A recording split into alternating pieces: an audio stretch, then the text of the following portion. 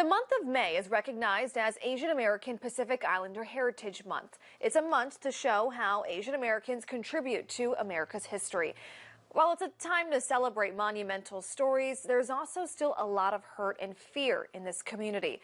More than a year after the Atlanta spa shootings, hate crimes against Asians continue to happen. AAPI leaders I spoke to hope to see a more open dialogue of how people can learn from other cultures and history.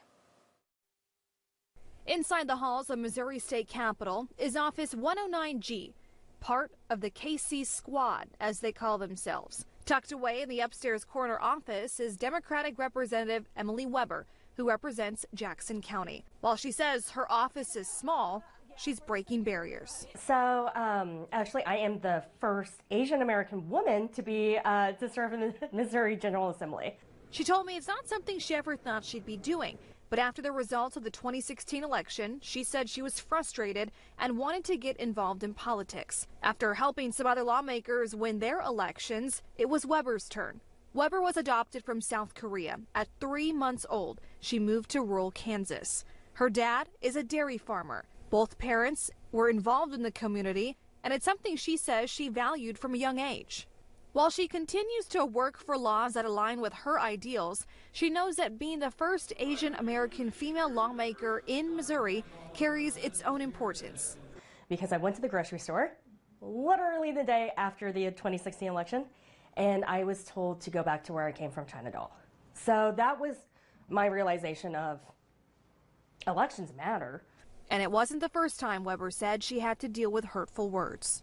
The first year that I was here, there was another representative who started using the term China virus on the floor. Not long after that, a man killed 8 people at 3 Asian spas in the Atlanta area. Weber says it made her push harder to get people to stop referring to COVID-19 by the derogatory term. You know, my argument was very pointed. This phrase is causing physical harm to people right now. Stop using it.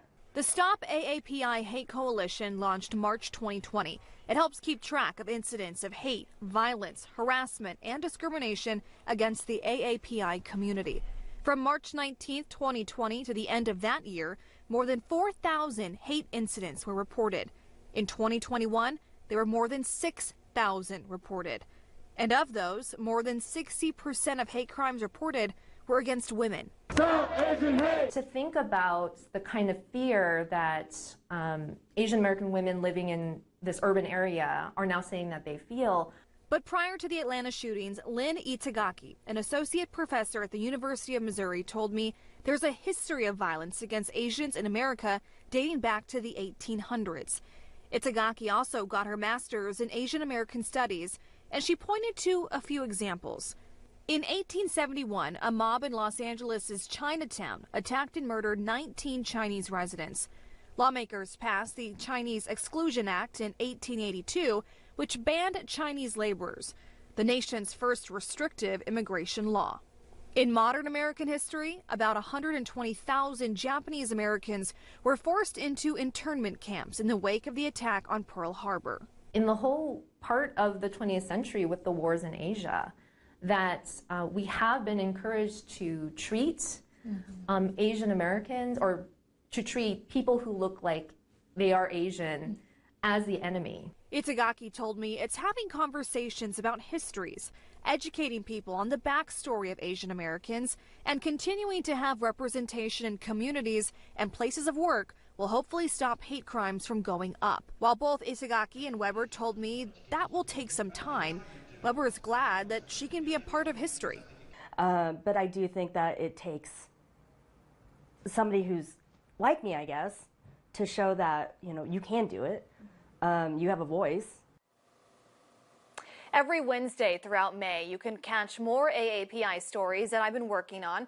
Coming up next week, I had a chance to sit down with a Japanese internment camp survivor to hear his story. It's pretty good. That's going to air next Wednesday at 6:30.